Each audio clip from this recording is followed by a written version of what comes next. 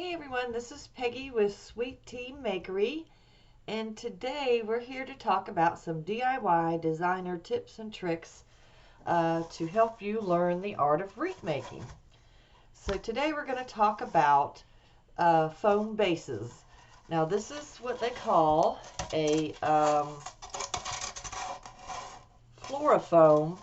Some people call this Styrofoam, but Styrofoam is actually a trademark product, and it's slightly different from this, but it looks similar to Styrofoam.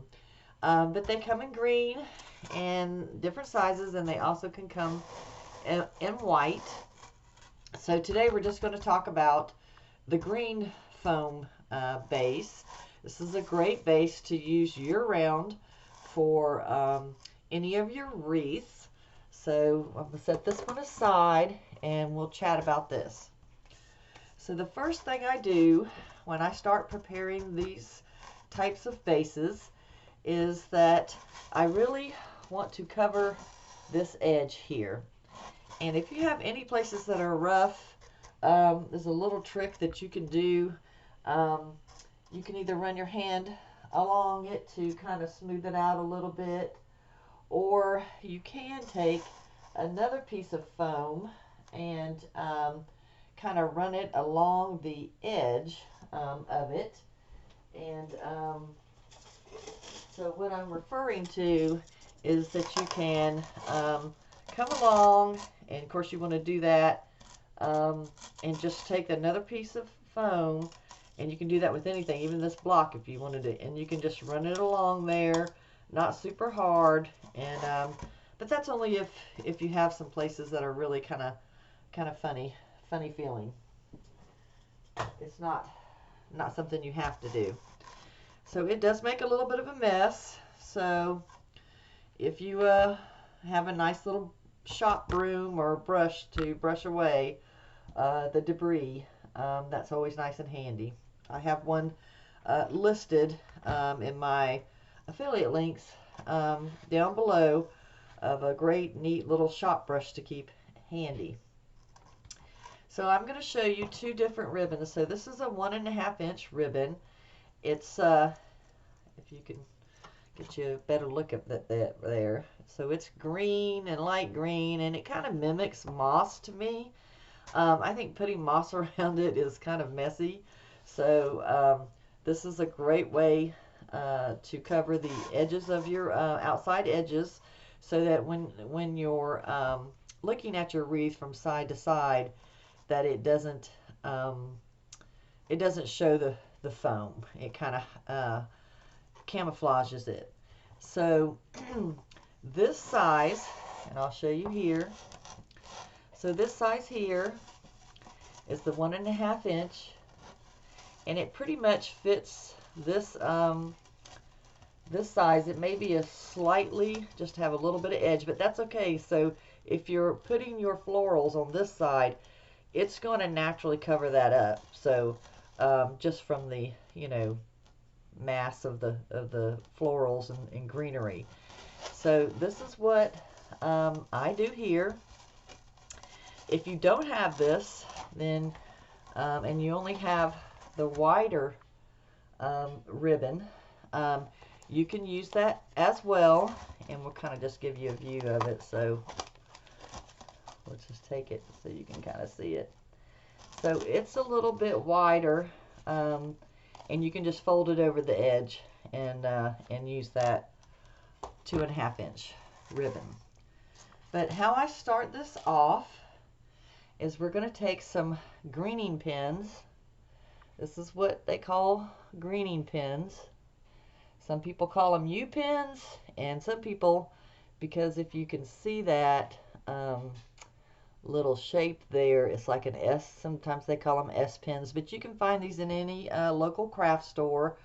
I also have an affiliate link. Sometimes when you buy them in bulk, that it will you can get them cheaper.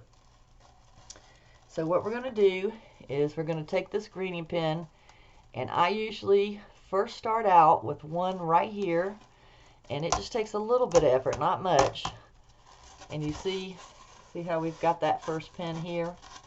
And then we're just going to go along the edge right here, and every so often, let's see if we can see this. Every so often, we're going to pin it. And what I do is I probably go about every maybe 3 inches, and we're going to pin it again. Stick that pin in. And we're just going to turn it. And what I like to do is I like to do one here, and then I alternate it. One here and one at the top, and it kind of camouflages the pins themselves. And also kind of gives it a little bit of stability as far as how it stays on there as well. So we'll go along here, and we're going to pin this. And again, I go about 3 inches, making sure I'm at the edge. And you can kind of feel where that is. About 3 inches from this one over. I'm going to press it down nicely.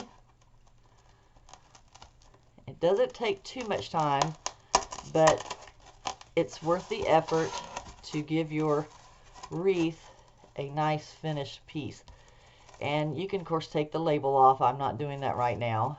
But you can take the label off, and it doesn't really matter, or you can leave it on. And let's see, we were down at the bottom, so we're going to go at the top.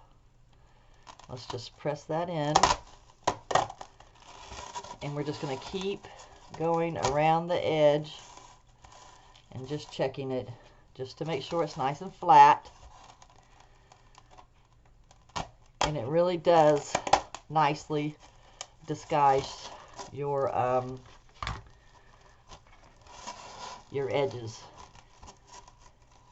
And I'll put some links on where you can find this ribbon to use for yourself. If you have a dark green ribbon or even a felt ribbon, you know, felt would be nice to use at Christmas time, or even just regularly, you know, through the year. But if you have something that's kind of dark green that's going to mimic sort of like, you know, a natural evergreen wreath would be up, down. Just got to keep know what I'm doing, watching what I'm doing, and catching that edge. Need to go about 3 inches again. We're almost done, folks. Really want to show you toward the end how I finish off these foams. We're not going to decorate this wreath because right now this is just to show you how to prepare your forms for adding your florals and your greeneries and creating your wreath. We're almost there, getting close. But again, I pull it kind of nice and tight, and then I push it down, and you see, it doesn't have to be perfect, but, and if you feel like it's still kind of loose, you may want to come back and add some additional pins. But I feel like doing the zigzag technique on this really kind of prevents you from having to add too many more pins. Okay, let's do it right about there. Okay, now we're getting to where we're coming to this part here. And so what we're going to do is I'm going to go ahead and trim it off. I'm going to trim it off slightly past our beginning, maybe about an inch, inch and a half. And we'll move this aside. And I kind of like to fold over the edge just slightly, kind of like that. And we're going to pull it tightly, and then we're going to put a pin right through the center of this. And again, I got to kind of make sure I'm away from the other pin. I am. And it just takes a little bit more effort to stick it in through the ribbon. And again, we're going to get through it. Maybe I don't want it there. I knew it could go. Here we go. All right, y'all. normally it's not that hard to go through, so we'll see. Maybe if we just go through that way. And we'll just kind of get through that other piece of, there we go. I knew it would work. Okay, we'll just do it that way. Okay, and then I may end up putting another one up there. So as you can see, we've got a nice base covered on the edges. So here's the last thing that I like to do, and it depends on the type of wreath that you're making. And I don't really, especially I have a glass front door, so I really don't want to see this greenery. And so a lot of times when folks are making deco mesh wreaths on a wire frame, or you know, a different type of frame than the Styrofoam or the FloraFom, what we do, you know, what some folks will do is add a placemat, you know, to that, and that depends on your, you know, design and how much is actually going to be seen through on there. But what I like to do is I like to add this to it. Now it doesn't cover it completely, but it gives it just enough to make it look a little nicer.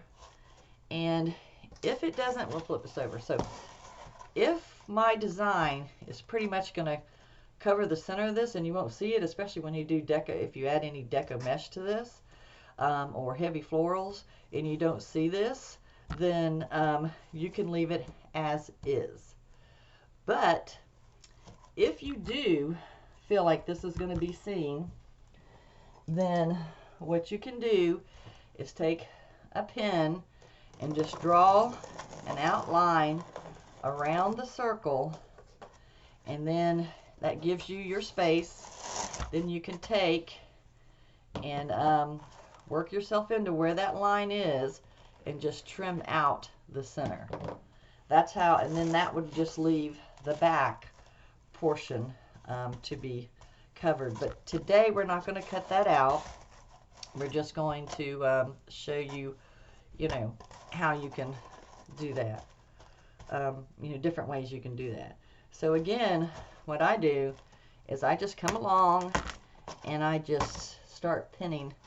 I use the same floral pins, and I will come in, I'll feel where the edge is, and again come about 3 inches. I don't glue it because sometimes glue just kind of melts the Styrofoam, and I keep calling it Styrofoam when I said, you know, it's actually FloraFom. But sometimes, and we'll just go along maybe here, maybe about 3 inches. And it kind of leave it kind of bumpy or lumpy or wavy. But I really truly like to try to pin it if I can. And these pins are pretty smooth, so they generally won't cause any issues with yours. But if you feel like it's going to, then you can certainly come back with maybe a little bit of a green leaf and kind of put it there to hide it. I think it's kind of unnecessary, but again, we're going to fill around and come right here. And sometimes, I don't have it with me right now, but you know, sometimes it does take, if your hands are sensitive and get sore easily, then you can take, I'm a sewer, I do sew as well, and you can take one of the metal thimbles and put it on your thumb, and that kind of helps save your hand a little bit. But I wanted to give you the idea. We're not going to go all the way through, but you kind of have the idea of how that looks, and we'll see. We'll flip it over and show you how to do that. I try to find neutral placemats. You can find them all kinds of places. I pick them up a lot of times either at Dollar Tree when I see them, or even in some of the other little stores, local stores that carry home decor. A lot of times they'll have these placemats. If you can't find a placemat, then certainly cut out some felt, you know, the same way, just measure it and cut out your felt. And you know, same thing. You can cut out the initial size that you need for the outer part of the ring, this part, and then you can fit that on it, and then go through and take a pin and circle, and then trim out the inner circle of that. And that can be done, of course, with this same type of form as well. You know, you're just going to have a little bit more, as you can see here, a little bit more waste with that. I wouldn't try folding it over; it gets too bulky. So again, just trim that out. And these types of placemats, if you cut within this groove here, this little inner groove here, it usually cuts fairly nice for you. And then that little stitch right there will help prevent it from fraying out. So that's how I cut mine. I hope that this has been helpful to you. And if you have not already subscribed to my channel, you can do so now. Just tap the bell. Subscribe and then tap that bell so you'll be notified when I have some new content coming up. I hope to start posting a little more regularly with some of the tips and tricks, as well as actually full completed projects with you. And I look forward to seeing you the next time. For now, y'all have a blessed day.